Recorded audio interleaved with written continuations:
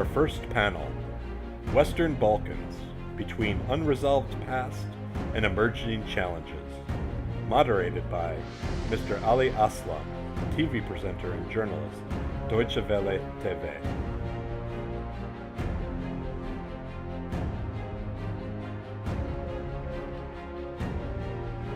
Ladies and gentlemen, indeed, thank you so much for this kind of introduction. My name is Ali Aslan, and I have the great pleasure of moderating in just a moment the very first panel, Western Balkans, Between Unresolved Past and Emerging Challenges. I think it's clear from the very few remarks that we have heard so far from the distinguished gentlemen that there are a lot of challenges, a lot of topics. There's certainly no lack of issues that we will be discussing here in just a moment. You see the panelists set up for a great discussion with distinguished ministers whom I have the great pleasure of calling on the stage in just a moment. But before I do, it is my great pleasure and honor of welcoming on stage in his very first public speech since assuming office again a couple of days ago.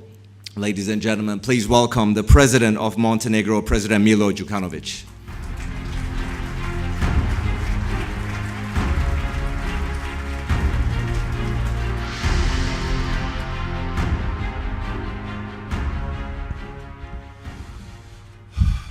Uvažene dame i gospodo, želim na početku da vas pozdravim, da izrazim zadovoljstvo što imam priliku da se, kao što je već rečeno, odmah nakon svečane inauguracije na ovom forumu obratim ovako reprezentativnom skupu. Želim da izrazim zadovoljstvo da Atlantski savjet Crne Gore nastavlja sa dobrom tradicijom organizacije ovih skupova koji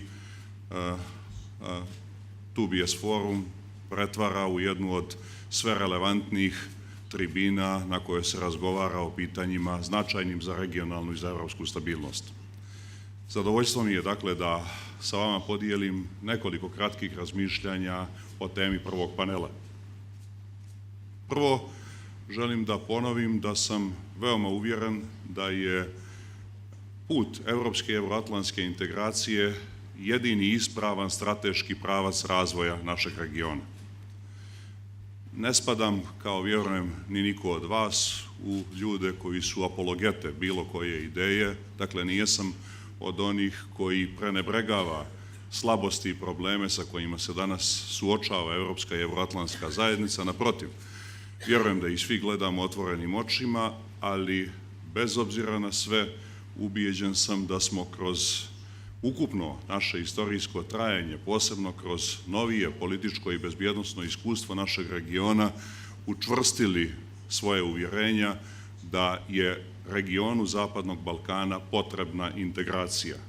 Ne treba dokazivati da je ovaj region tokom svoje ukupne istorije, dakle i starije i novije, poslao više nego dovoljno poruka o nedostatnosti, da kažem, unutrašnjih kapaciteta da obezbijedi pouzdanu stabilnost na temelju koje bi uslijedio dinamičan ekonomski i demokratski razvoj. Zato zaokružujem prvu tezu porukom: za Zapadni Balkan integracija je isto što i stabilnost. Ukoliko želimo stabilnost Zapadnog Balkana, nepokolebljivo moramo nastaviti putem integracije, a integracija je zapravo podrazumijevajuća. Integracija znači povratak zemalja Zapadnog Balkana evropskom, kulturnom i civilizacijskom krugu.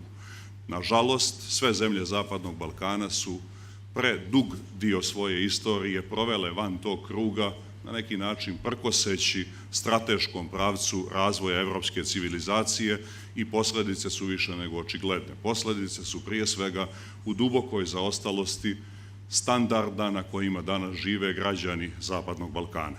Druga teza je da je danas evropska i evroatlantska perspektiva Zapadnog Balkana zamagljenija u odnosu na godine sa početka novog vijeka i milenijuma. To je ono što bi, po mom uvjerenju, trebalo da bude ključna tema ovako definisanog panela. Dakle, morali bi sebi objasniti zbog čega je došlo do izvjesnog usporavanja i, po mom uvjerenju, pada euroentuzijazma na Zapadnom Balkanu. Podsjetit ću da smo 2000. i prvih sljedećih godina imali izuzetan euro entuzijazam u svim državama Zapadnog Balkana i da je zapravo bila u toku jedna vrlo dinamična utakmica među zemljama Zapadnog Balkana koja će prvo od tih zemalja ispuniti uslove i kvalifikovati se za članstvo u NATO i Europskoj uniji. Ja mislim da bi tu morali identifikovati 3 razloga ovog usporavanja. Prvi je, da kažem, ta predugo trajuća priča o europskom zamoru. Bez obzira što imam, dakle, na umu da su te teze utihnule, makar u zvaničnim razgovorima kada se govori o politici proširenja i o integraciji Zapadnog Balkana, rekao bih, tragovi tih teza su i danas veoma prisutni, pa čak i ako se tako jasno ne formulišu, vrlo se jasno čitaju iz poruka koje stižu sa nekih od važnih evropskih adresa. Svejedno je da li je ta adresa briselska ili neka druga, ali mi koji smo, da kažem, svu svoju budućnost tako jasno i jednoznačno odredili prema evropskim i evroatlantskim integracijama, rekao bih, vrlo senzibilno čitamo te poruke. To je krenulo sa pričom o zamoru i sa lošim iskustvom iz proširenja Bugarske i Rumunije. Nakon toga su, da kažem, krenule druge teze koje su u osnovi nosile istu poruku, da bi danas, zaključno sa samitom u Sofiji, da kažem, bila potvrđena evropska perspektiva Zapadnog Balkana, ali bez jasno definisane agende koja će, rekao bih, dodatno pospješiti ili zadržati onaj nivo entuzijazma koji je potreban zemljama i društvima Zapadnog Balkana da bi nastavili reforme koje će nas u finalu kvalifikovati za članstvo u prestižnim evropskim i evroatlantskim organizacijama. Drugi faktor jeste da zapravo nije dosta urađeno od onog što je trebalo biti urađeno na samom Zapadnom Balkanu. Podsjetit ću vas da smo, da kao neki graničnik u novijoj političkoj i bezbjednosnoj istoriji našeg regiona uzimamo Dejtonsku konferenciju. To je 1995. godina kada je obnovljen mir na Zapadnom Balkanu i kada je, rekao bih, konsensualno usaglašena ideja evropske i evroatlantske budućnosti Zapadnog Balkana. Od tada su prošle 23 godine. Kada pogledamo učinke u te 23 godine, vjerujem da nas to ne može ispuniti zadovoljstvom. Ni nas na Zapadnom Balkanu, niti Evropu, niti evroatlantsku zajednicu. Ipak sva ta 3 ključna pitanja koja su ostala kao reslovi nakon Dejtonske konferencije su otvorena i danas. I pitanje Bosne i Hercegovine, i pitanje Makedonije, i pitanje odnosa Srbije i Kosova.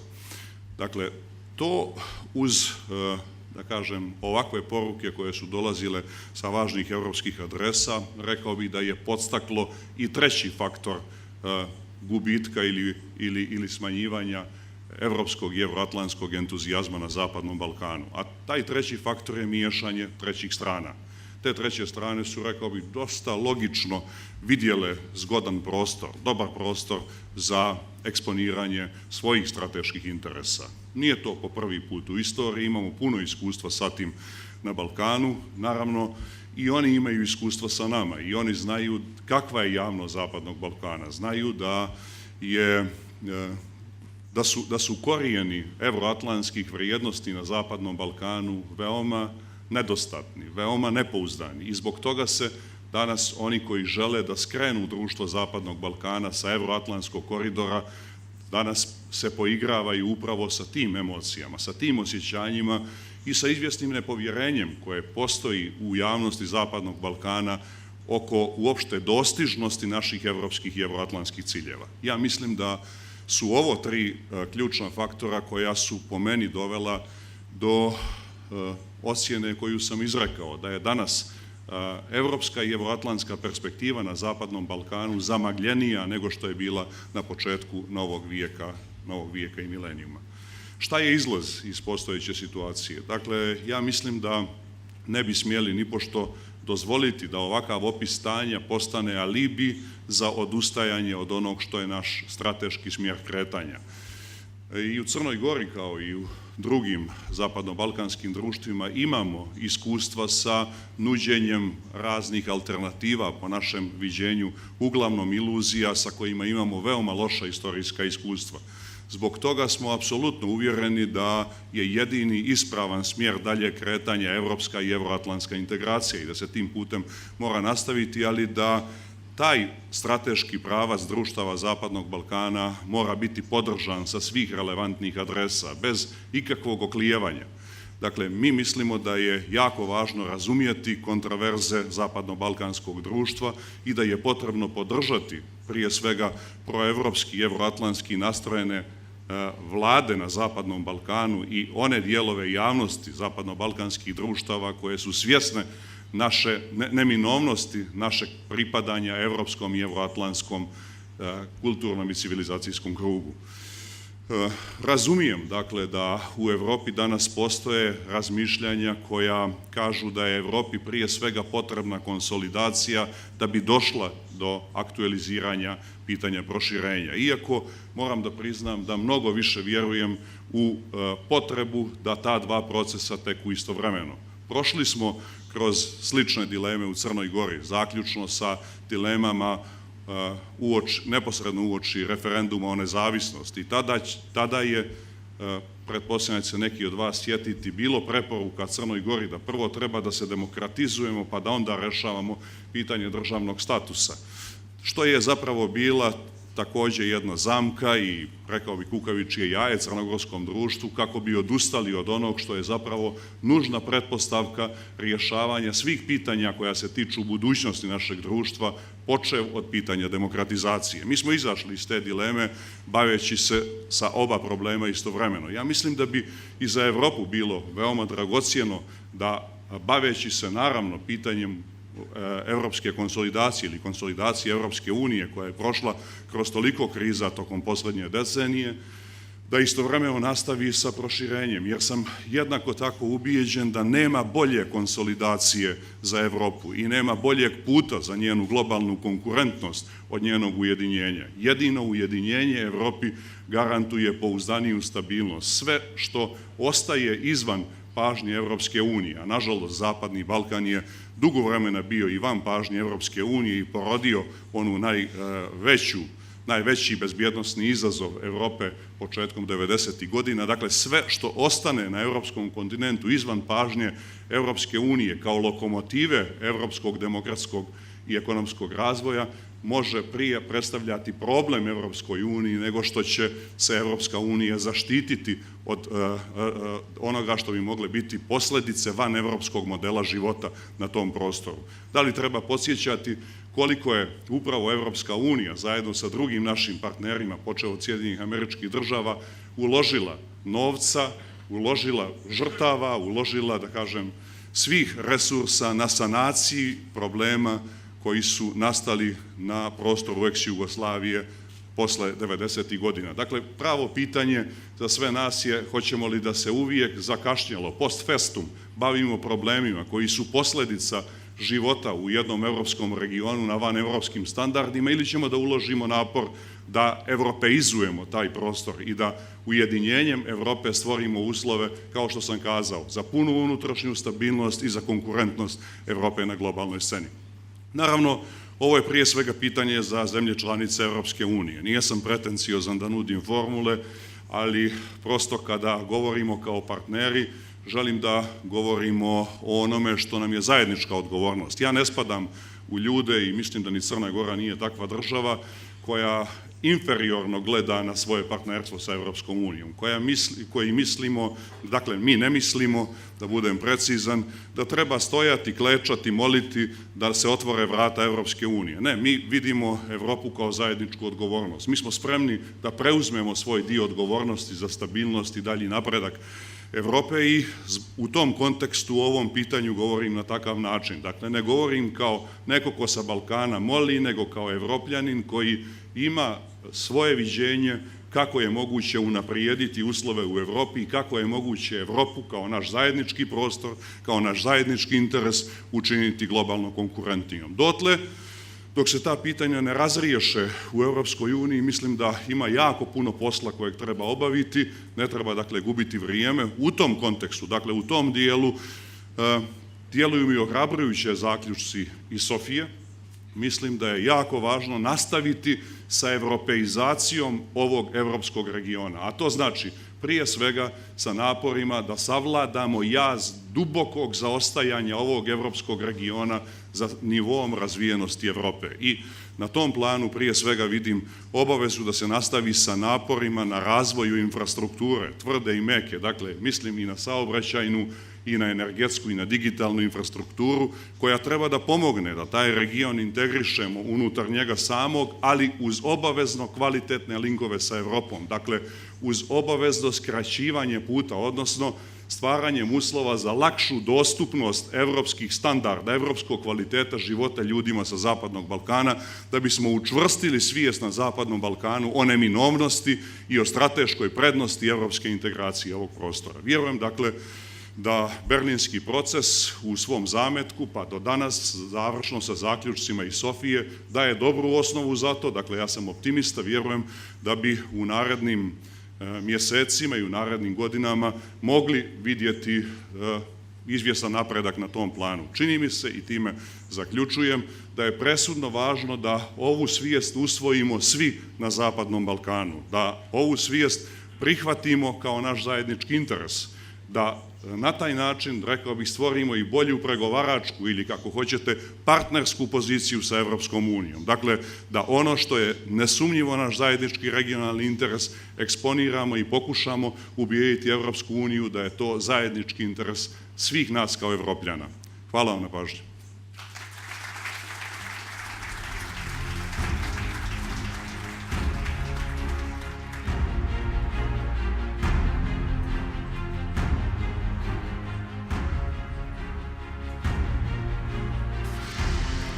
Thank you so much to the President of Montenegro, Milo ďUKANOVIĆ, for his remarks and for setting the stage for the very first panel here, Western Balkans between unresolved past and emerging challenges, ladies and gentlemen. Now, in the coming 60 minutes, we will be discussing many topics, and of course, these chairs want to be filled. That's why it's my great pleasure now to welcome on stage the panelists, and I will do so in the alphabetical order of their country, ladies and gentlemen. So I'm extremely pleased to welcome on stage the Minister of Defense of Bosnia and Herzegovina. Ladies and gentlemen, please welcome Minister Marina PENDEŠ.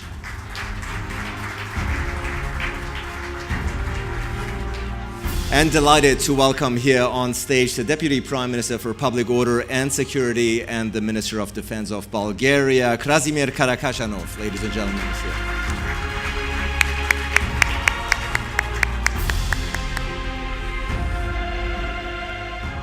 Delighted to join us here on stage will be the Deputy Prime Minister and Minister of Defense of Macedonia, Radmila, SHEKERINSKA-JANKOVSKA, ladies and gentlemen.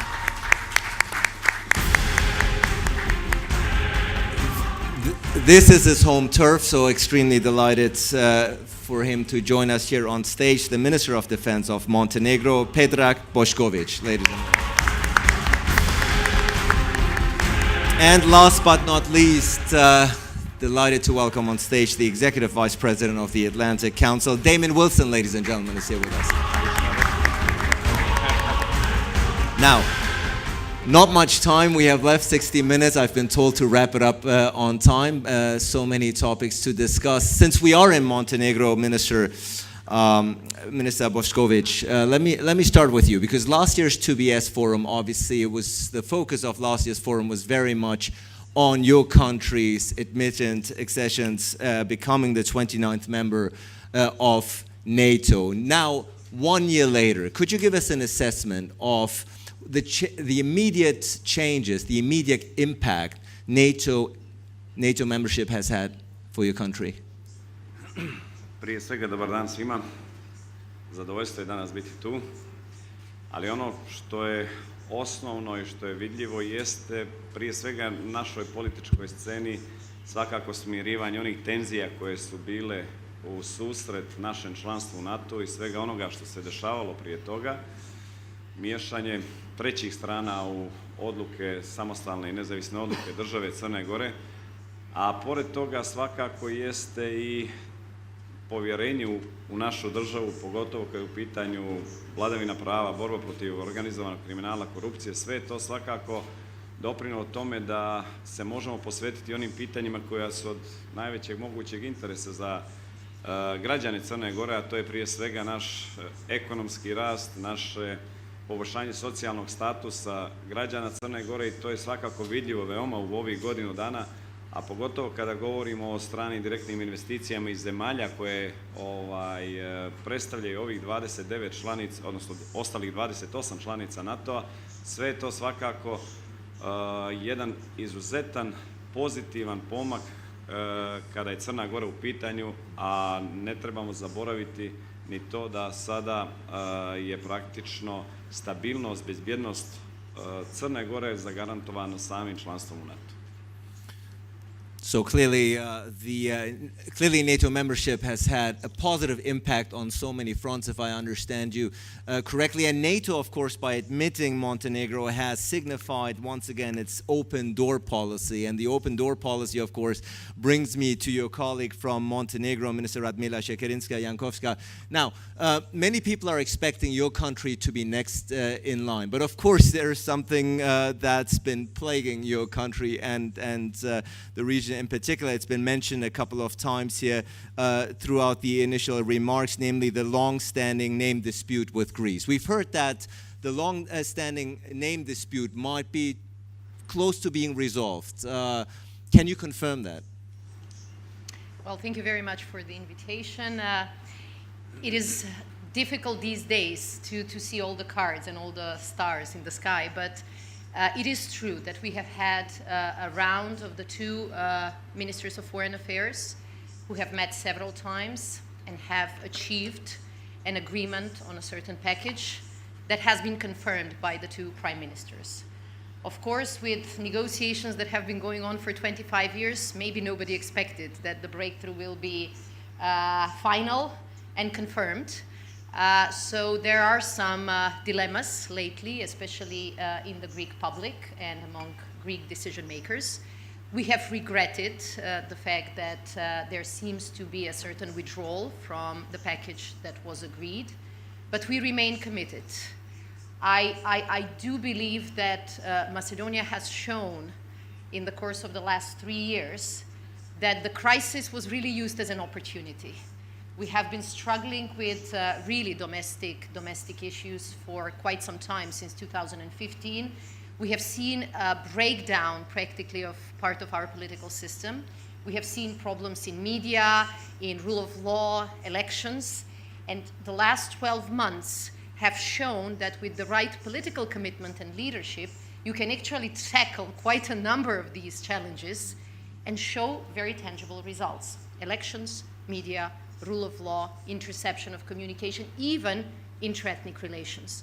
We have shown in the last 12 months that issues that have been bothering not only our country, but also the region, could be solved with the right amount of political leadership. And I sit here together with my colleague from Bulgaria, with which we have had also issues to solve.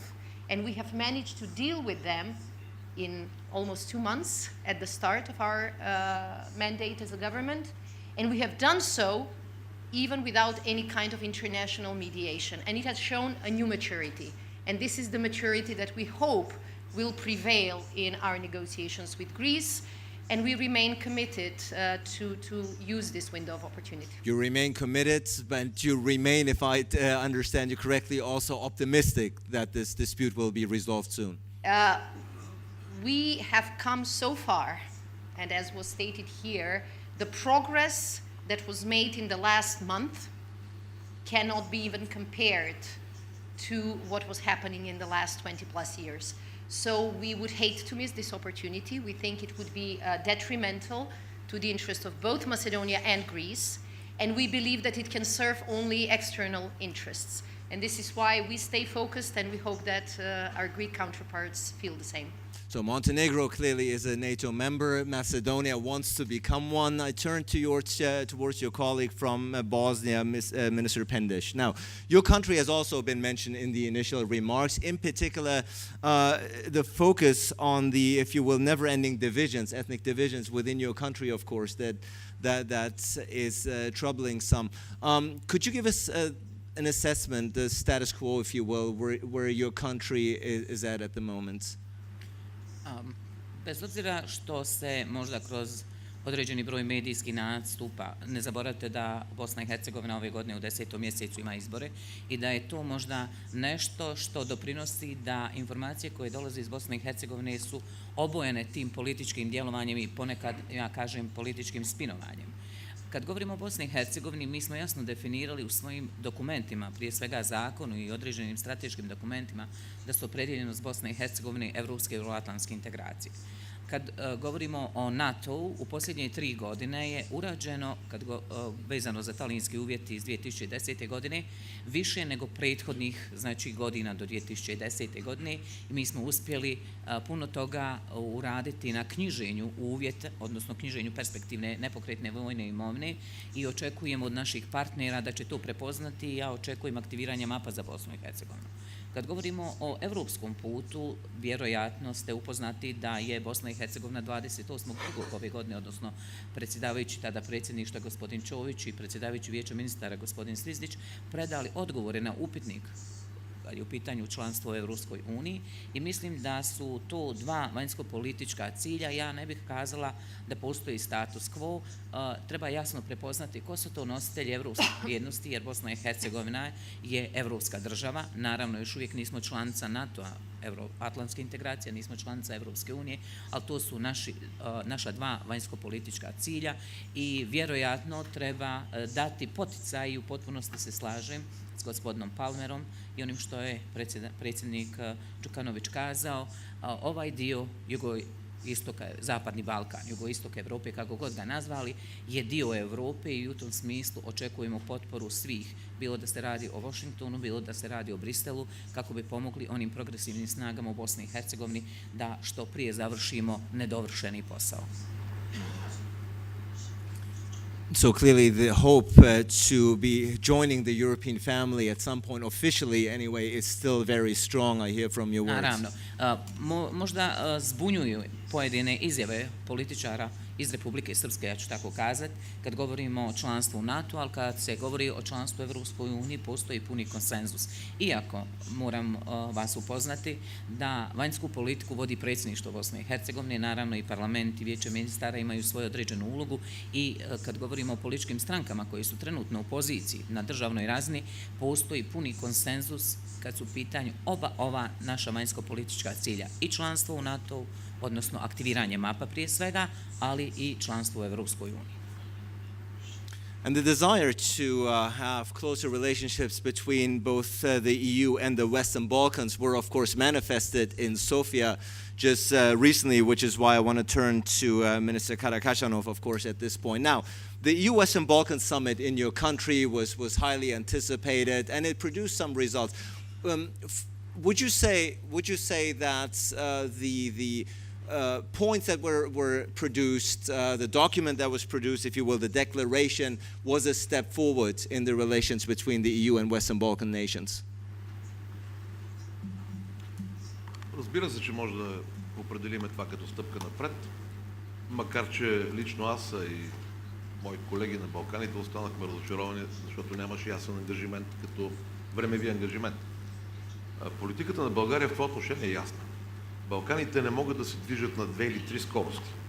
Защо 2 или 3? Първо, една част от балканските държави, като Гърция, България, Румъния, са членки на НАТО и на Европейския съюз. Други държави, като Албания и Черна гора, са членки на НАТО. А третата категория държави кандидатстват за НАТО и за Европейския съюз. Това няма как да даде един добър резултат, ако всички ние наистина говорим откровенно за сигурност и стабилност на Балканския регион. Истината е, че нашата политика, пак повтарям, е ясна. Ние желаяхме много по-категоричен ангажимент за членството и перспективата на Западните Балкани и в НАТО, и в Европейския съюз. В това число включително и на Сърбия, не само на страни като Македония, Босна и Херцеговина. Истината е, че ако ние не дадем ясна перспектива, тук всички говорим за трети страни, трети фактори. Тези трети фактори са от столетия тук на Балканите. Влиянието на Турция, 500 години присъствие, руското влияние, поне 200 години активно присъствие на Балканите. Ние смятаме, че всичко това може едва ли не с магическа пръчка и с хубави, красиви формулировки да бъде изживяно или преодоляно. Няма как, ако страните от Западните Балкани нямат ясна перспектива. И то ясно и категорично да бъде поет ангажимента с ясни срокове, защото когато движиме Балканите на 2 или на 3 скорости, възможността за това вмешателство на трети фактори ние виждаме. Ние виждаме и това обрича Балканите на това, което го наблюдавахме последните 200 години. Противопоставяне, чужди влияния и на практика нарушение на целия пакет от сигурност и стабилност не само на Балканския регион. И от тази гледна точка аз ще подкрепя моята колежка от Македония, госпожа Шекеринска. Когато ние преодоляхме опитите на трети фактори в нашите взаимоотношения, буквално за няколко месеца ние ги решихме. Спорили сме десетилетия наред за незначителни въпроси. И буквално новото правителство, което представлява госпожа Шекеринска, с няколко бързи хода демонстрираха своето желание и своето намерение за едно членство и в НАТО, и в Европейския съюз. Подписахме един договор, нещата се движат. Ние не смятаме, че има проблем с името Македония. Въпреки това, бихме желали да се намери максимално бързия компромис в тази посока. Но не смятам, че един подобен проблем, който е повече емоционален или исторически, би следвало да пречи на една страна като Македония за нейното членство и в НАТО и в Европейския съюз.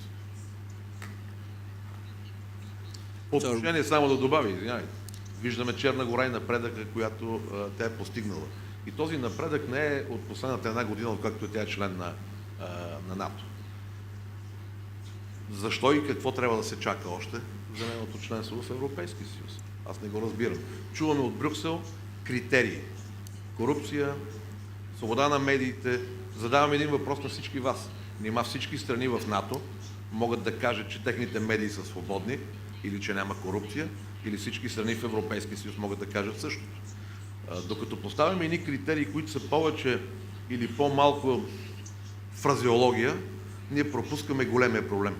Стабилността в Балканския регион и перспективата за балкански държави. Ending with a passionate plea for the European Union to speed up its membership talks with the Western Balkan nations. And of course, the EU will be part of our discussion in just a moment. But I want to turn to Damon Wilson, of course, a gentleman who knows this region very well. And this panel is titled "The Western Balkans Between Unresolved Past and Emerging Challenges." The unresolved past, I think we've heard a lot about. Let's talk a bit about the emerging challenges.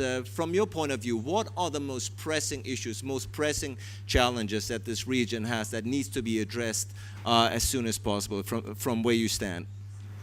Well, let me sort of phrase it in a context first, Ali.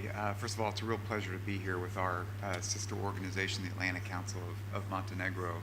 But one of the biggest challenges that we're facing right now is the relationship between the problem that we have in the United States and in the broader transatlantic community and how that resonates here.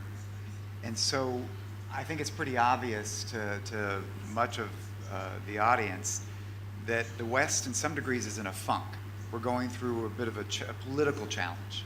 And you hear sort of interesting debates out of Washington, you hear some cold water on how fast the EU itself wants to move for this region.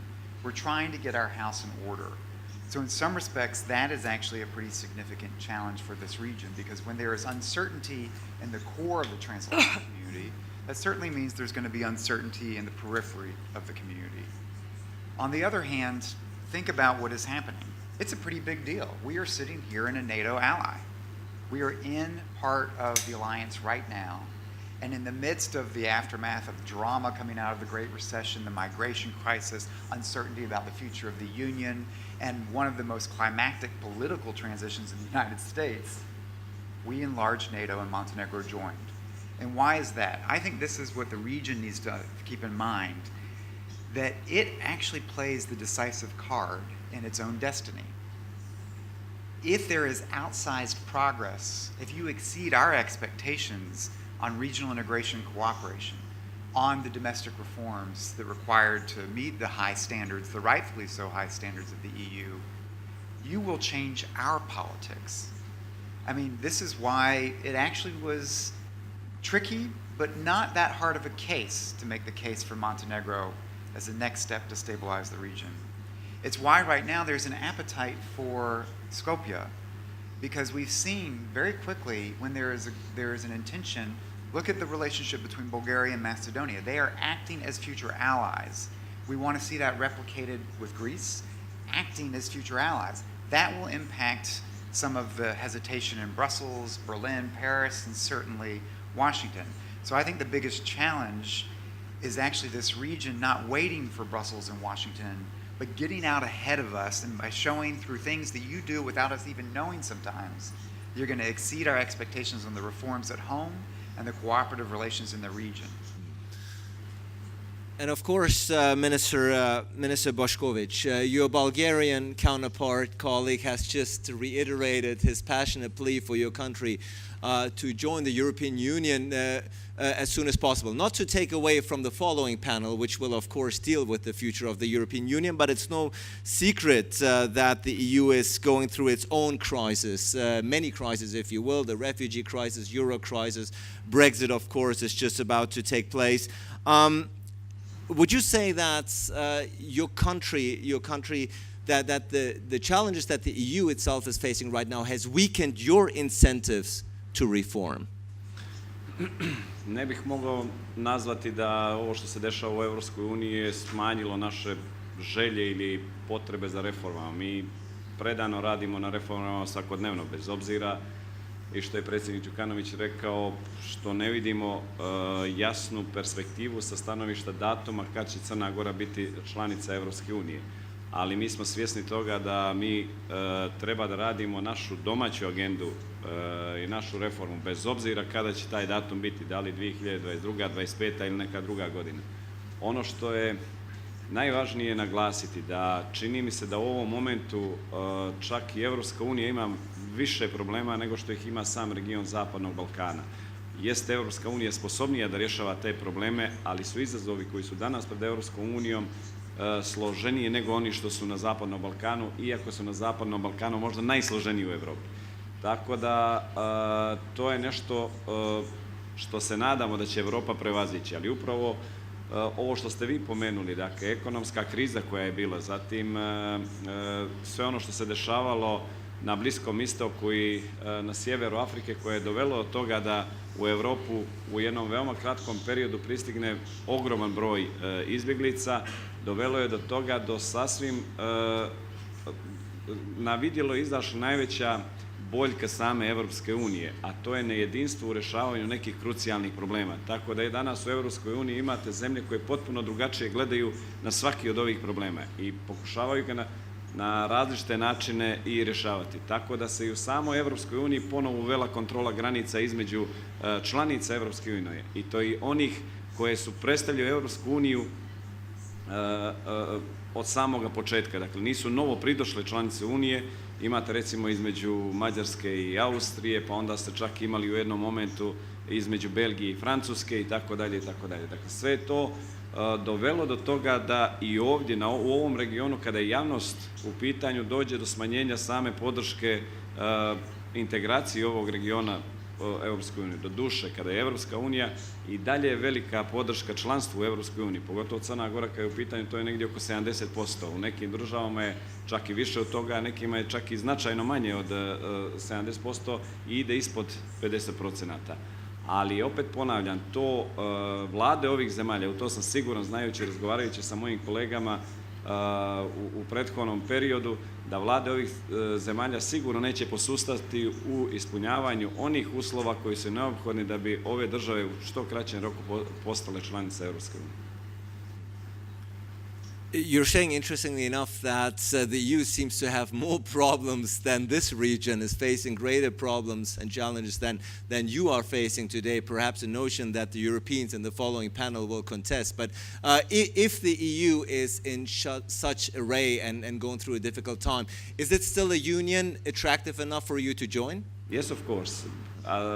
We don't have another alternative. We focused our path just towards the European Union, and there is no other solution for the region, not just for Montenegro, for the whole region as well. And of course, the EU has started accession talks with your country and Serbia. It hasn't started accession talks with Macedonia, of course, yet, something that your country, I assume, Minister SHEKERINSKA, is very much waiting for.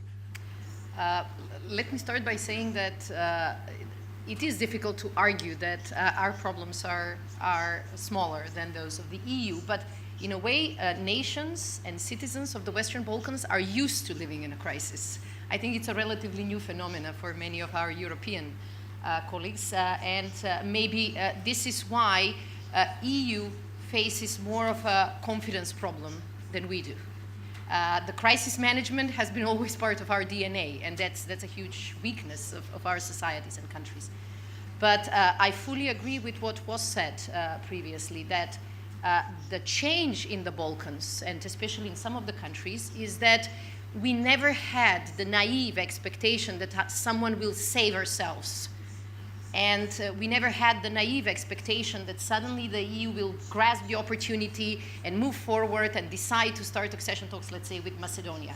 We never had that expectation even from NATO. So the last 12 months, at least Macedonia has really focused on a stronger delivery than expected.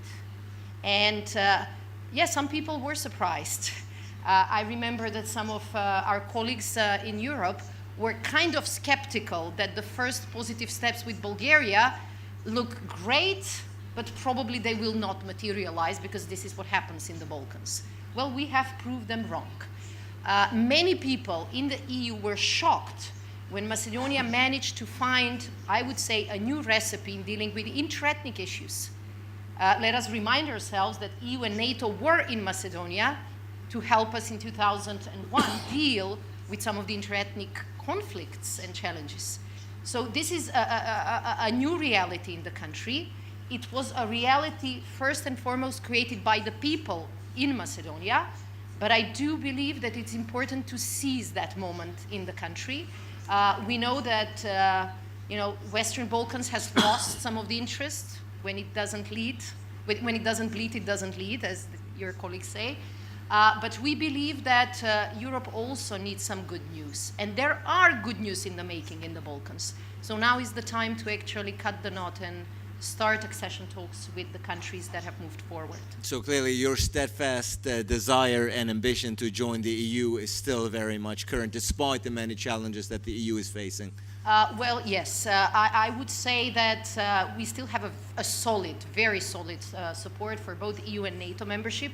More than 74, 75%. I remember the days when it was 94, 95. So we have lost some of the momentum, we have lost some of the enthusiasm, not because people see other alternatives, but because they have also lost some of the initial enthusiasm, and there is this fear that EU, and to a certain extent even NATO, didn't mean business to start with. So I do believe that those who are not interested, or those who want to see failure in the EU, want to see failure in the Balkans. Those who need successes on both fronts, they should help each other. Minister PENDEŠ, the enthusiasm has declined a bit, say your colleagues, when it comes to EU membership.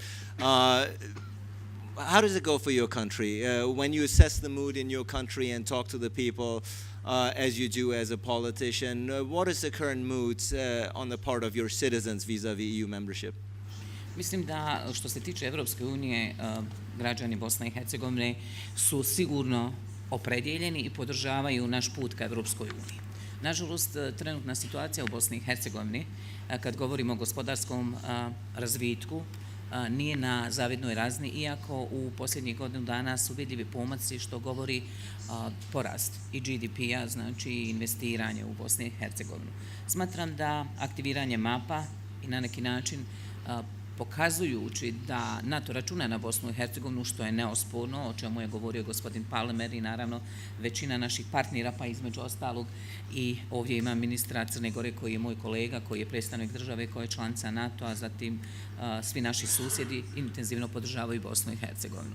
Čisto sa strane možda partnera, određenog broja partnera iz NATO, Evropske unije, nema razumijevanja za Bosnu i Hercegovinu kada je u pitanju aktiviranje mapa, a ja smatram da aktiviranje mapa u stvari kao jednog od alata koji doprinosi samo da institucije Bosne i Hercegovine preuzmu na sebe još dodatnu obavezu kako bi vodile i upravljale procese koji se tiču reformi, a to je vladavina prava, borba protiv korupcije. Jer kad govorimo o Evropskoj uniji i NATO, ja mislim da su jednaki uvjeti ili koji važe ili vrijednosti koji se poštivaju kako u Evropskoj uniji i u NATO. Bosna i Hercegovina je zajedno sa ostalim zemljama Zapadnog Balkana koji trenutno nisu članice Evropske unije ili članice NATO-a, prolazi kroz proces tranzicije. Iako smo možda mogli naučiti lekcije kroz iskustva zemalja kao što je Poljska, Češka, Slovačka, Mađarska, možda nismo dovoljno naučili. Ali nismo naučili iz jednostavnog razloga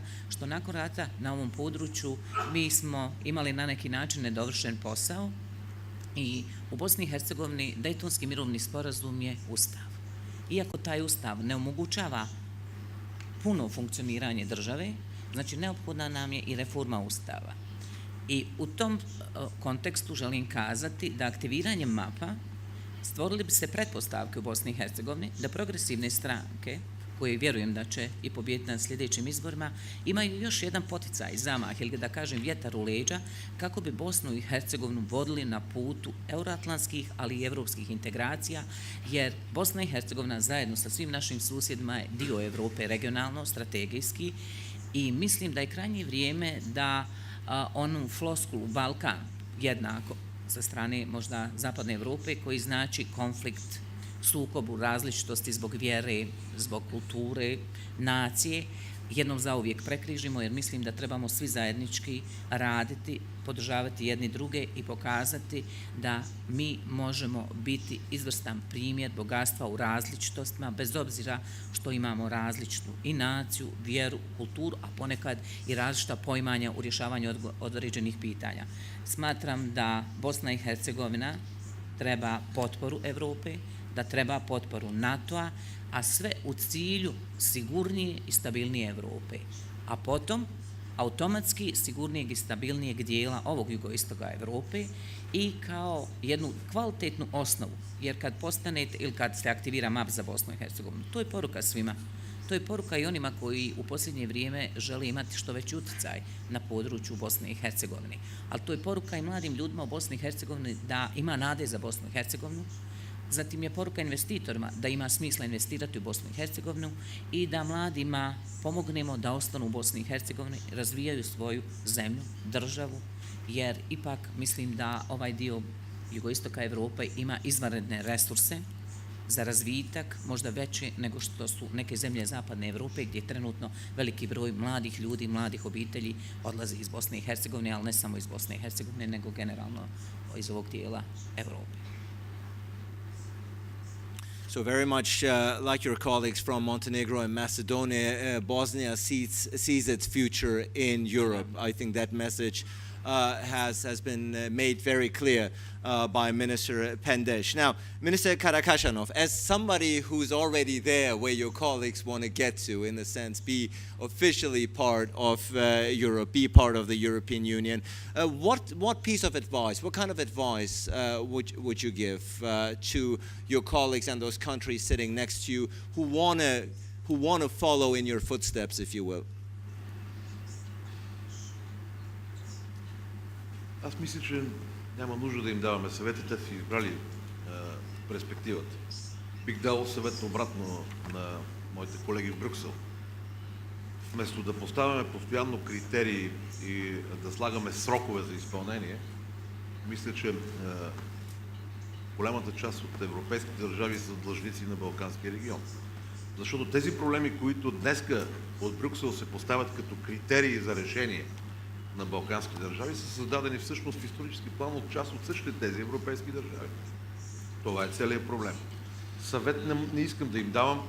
Ние бяхме в една структура преди това, където имаше предимно съвети, говоря повечето от нашите държави тук, в един друг блок политически, където предимно ни даваха съвети какво да правиме. Аз мисля, че това е и голямата грешка, която Европейския съюз прави. Започва да изпада в ситуацията на самодостатъчност, в собствена идеологическа мъгла, каквато беше изпаднал и Съветския съюз, и влизаш в една спирала от клишета. Това е големия проблем за всички нас тук на Балканите.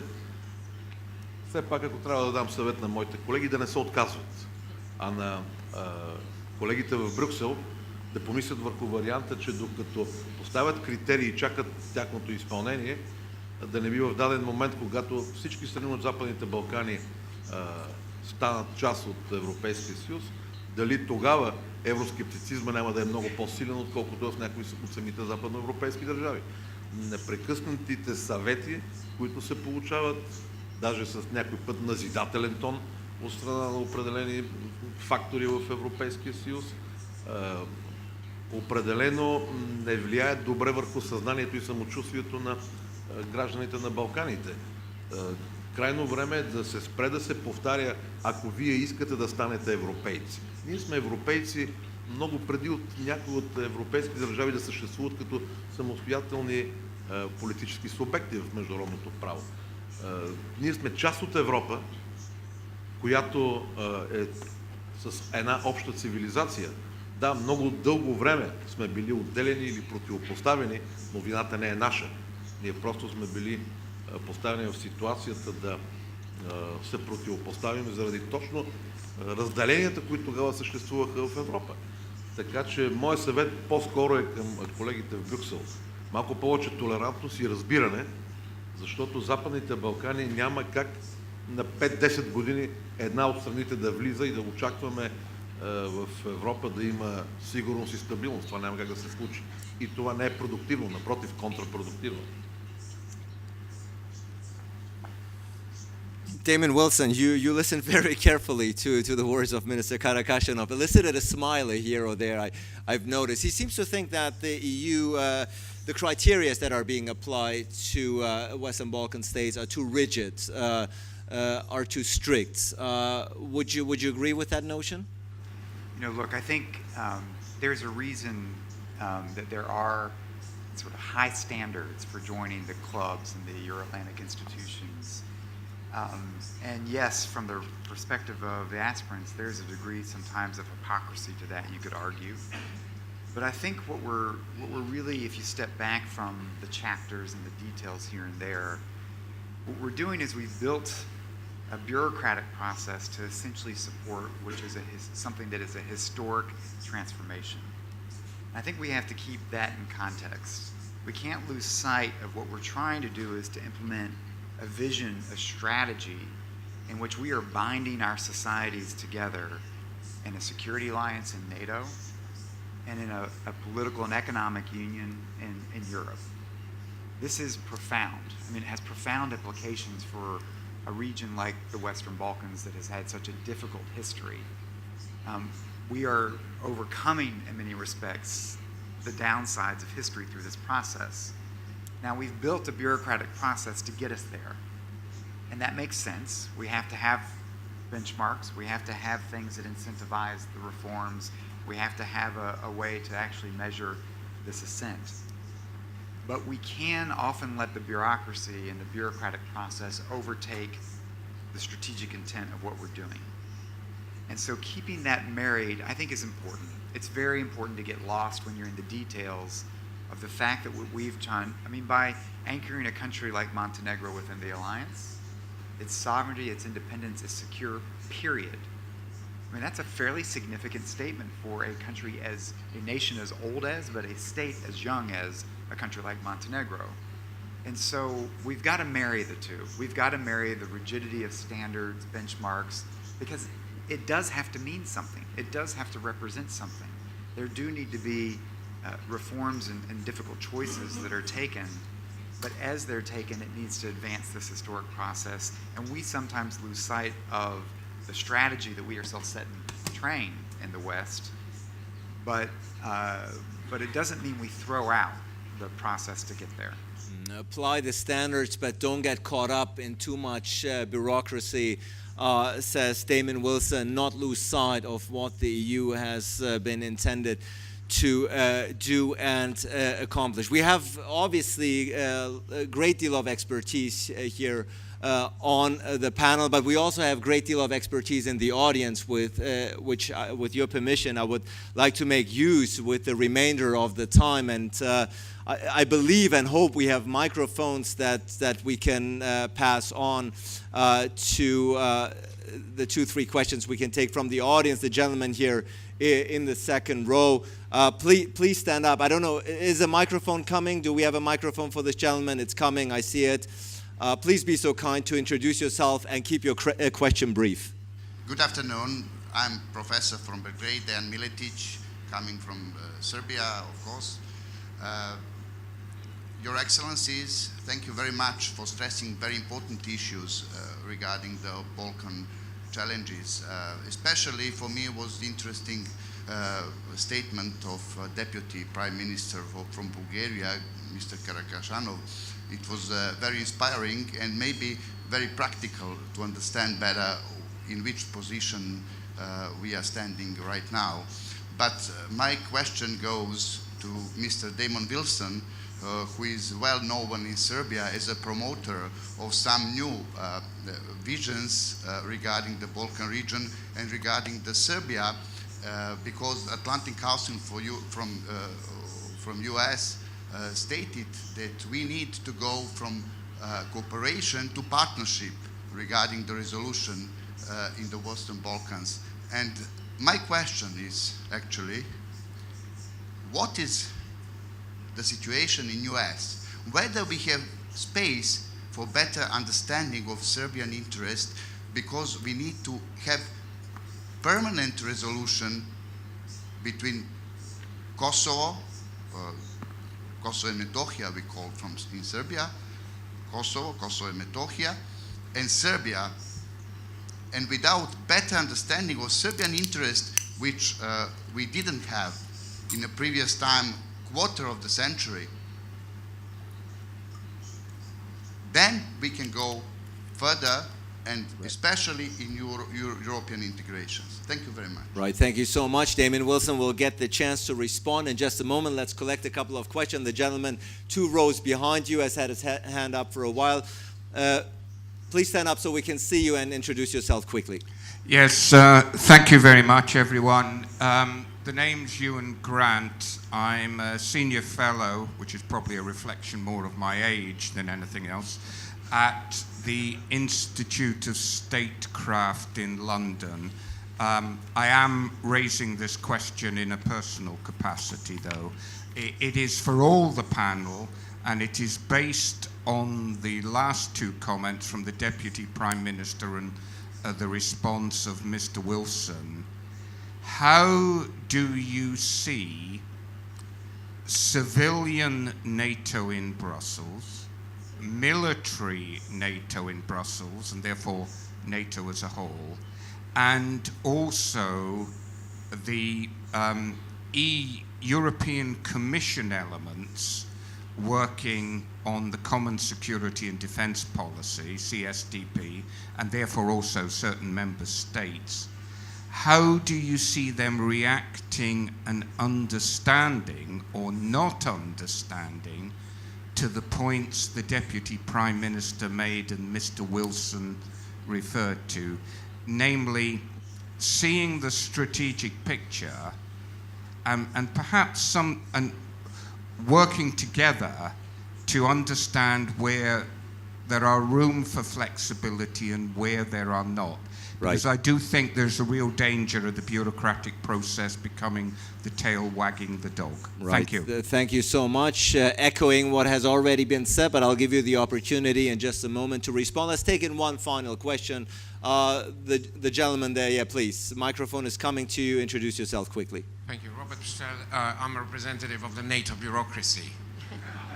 And I would like to ask a question to the distinguished ministers in the panel, since you said a lot of harsh words about their process. Has, in your experience, any of the standards that the bureaucracy, on expressive request and demand of the nation states, have put forward during the integration process, have these standards been a hindrance to any of the goals that the countries have actually supported? And of course, Damon is a former part of the NATO bureaucracy as well. Let's not forget that.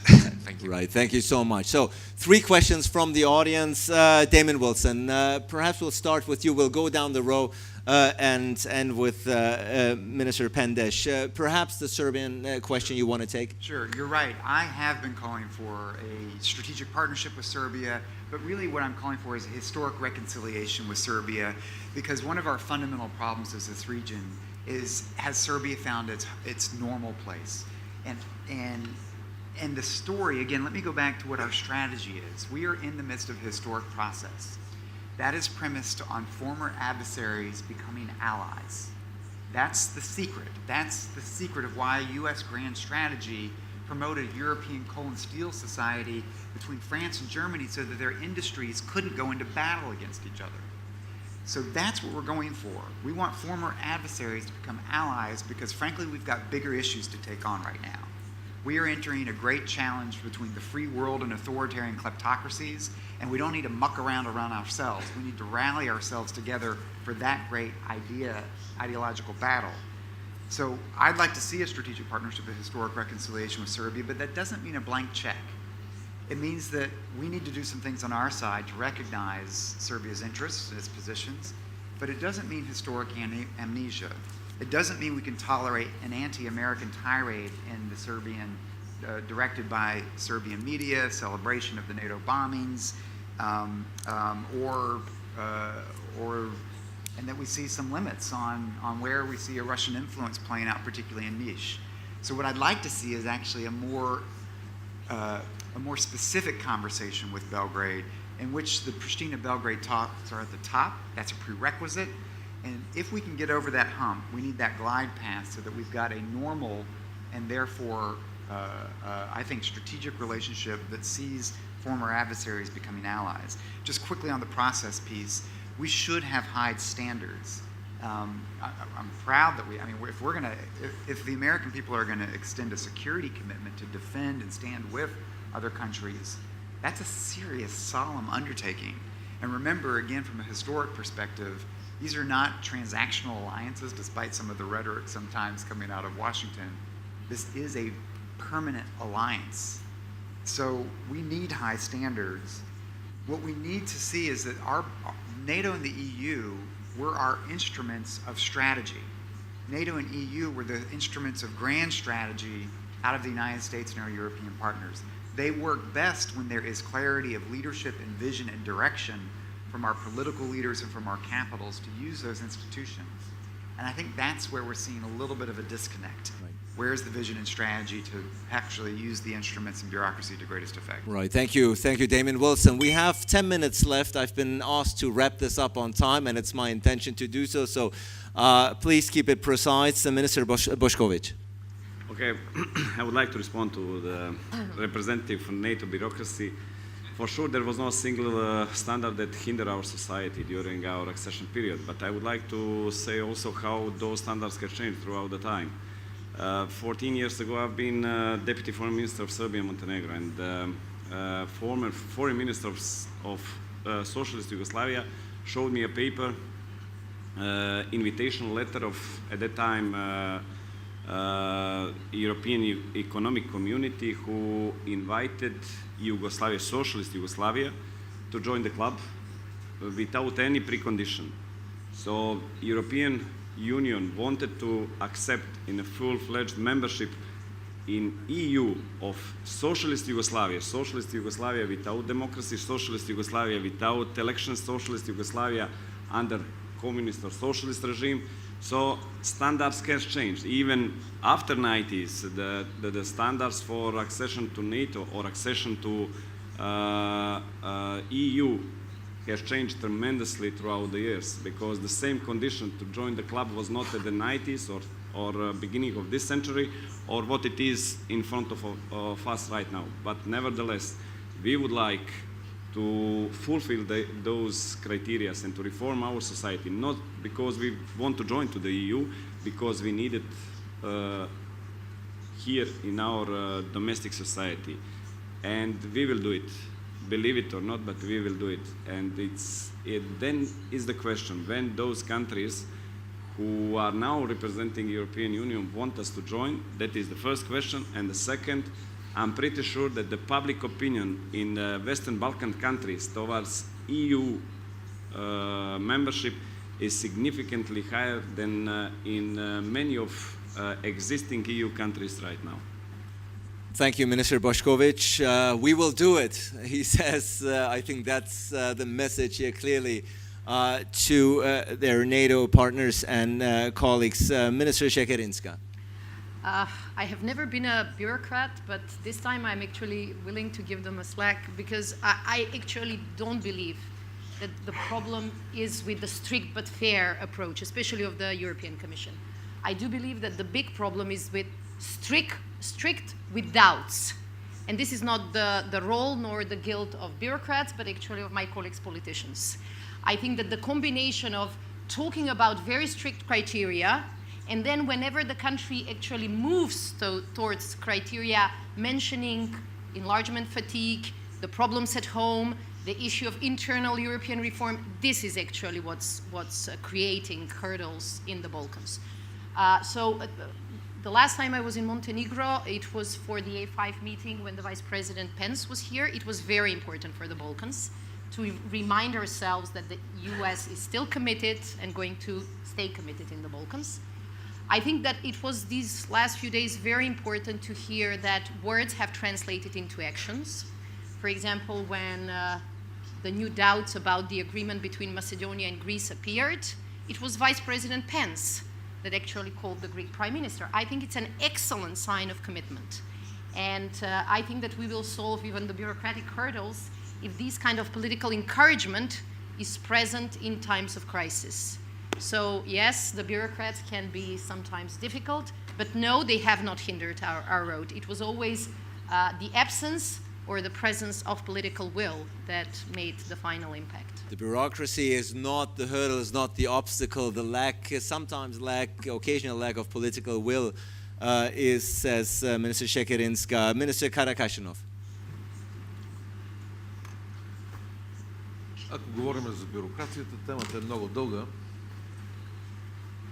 но ако говорим за критериите, които се поставят, нека да не забравяме, че някой път за тези критерии прозират и определени чисто икономически интереси. Ще дам само един пример. И то не като министър на отбраната. Защото там мога да дам много примери. За бюрократични решения, наложени на България. Примерно, едно от условията за членство в Европейския съюз беше да затвориме 4 реактора на нашата атомна централа. И сега продължаваме да говорим в цяла Европа за зависимостта на Европа от руските носители, газ, нефт и така.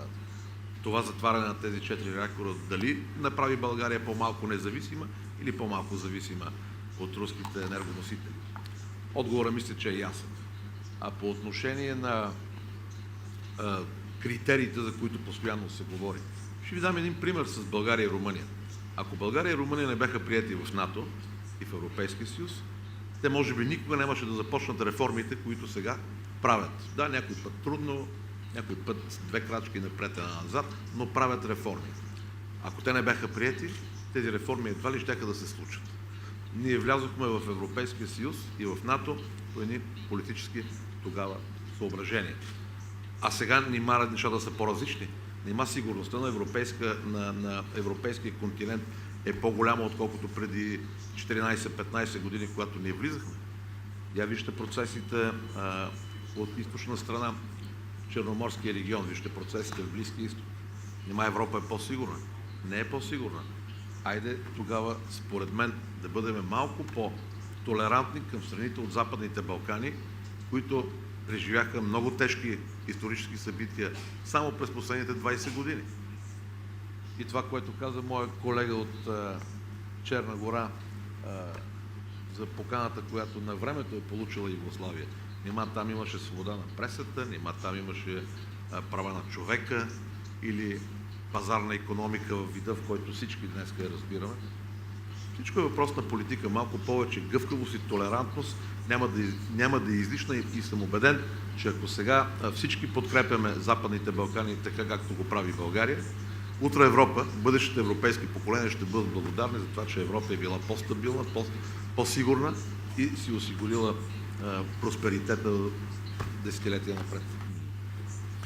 Minister KARAKACHANOV once again reiterating his message and desire that the EU apply more flexibility when it comes to criteria and exert the political will here. Last but not least, before we wrap up this very interesting panel, Minister PENDEŠ. Smatram da je fleksibilnost ili fleksibilni pristup jako bitan. Ja govorim sad sa aspekta Bosne i Hercegovine, aktiviranja mapa za Bosnu i Hercegovinu, obzirom da nismo ni članica NATO-a, ni članica Evropske unije. Pred Bosnu i Hercegovinu moram sve vas još jednom upoznati za one koji ne znaju, a vjerujem da svi znaju. 2010. postavljen je uvjet. To nije uopće standardni uvjet da je knjiženje perspektivne nepokretne imovine uvjet za aktiviranje mapa. Nijedna zemlja Zapadnog Balkana nije dobila takav jedan uvjet. Još uvijek, evo, i sada postoje zemlje koje su članice NATO-a, a imovina koju koriste nije knjižena na državu, odnosno nije knjižena na Ministarstvo obrane.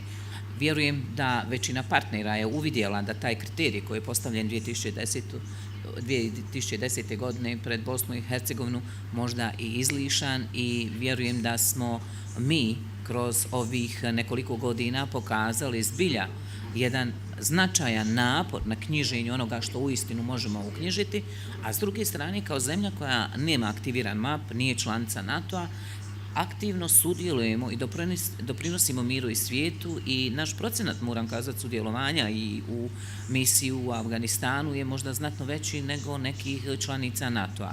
Vjerujem da će to naši partneri prepoznati i ja očekujem da će ta odluka o aktiviranju mapa za Bosnu i Hercegovinu biti politička, sa fleksibilnim pristupom i mislim da je to u interesu ne samo Bosne i Hercegovine da se aktivira map za Bosnu i Hercegovinu, nego u interesu NATO-a i Evropske unije da Bosna i Hercegovina bude dio ove dvije obitelji, ova dva integrativna, da kažem, tijela, jer jedino na takav način možemo govoriti o sigurnosti i stabilnosti. Jer ne može Evropa govoriti da je prioritet ili u NATO da razgovaramo o prioritetima koji se tiču izazova i prijetnji s kojima se trenutno suočavamo, a da to nije vezano za Zapadni Balkan. Trenutno u Bosni i Hercegovini se nalazi značajan broj migranata. To je problem s kojima se suočava Bosna i Hercegovina. Mi smo mala zemlja, mi nemamo dovoljno gospodarski razvijenu ekonomiju da se možemo sami suočiti. Znači, nama je potrebna Evropa, nama je potreban NATO i u tom smislu ja očekujem pozitivne poruke od strane i NATO i Evropske unije kad je u pitanju Bosna i Hercegovina i naša budućnost u okviru tih integracija. Ladies and gentlemen, Western Balkans between unresolved past and emerging challenges. I think you would agree with me when I say that this panel has produced a lot of food for thought, a lot of unambiguous messages, most notably the steady commitment to still be part of Europe, still be part of the European Union, part of NATO. This is where the future lies. This is where our Western Balkan partners and representatives here on the panel see their future, ladies and gentlemen. I'm very curious, of course, to see where the following panel, namely the one that will be dealing with the future of the European Union, will be picking up on where we have left off here, ladies and gentlemen. So we will break now for 30 minutes before we enter into that debate. But before we disseminate here, I just want to thank my participants, and let's round it up with a great round of applause for their ministers. Thank you so much.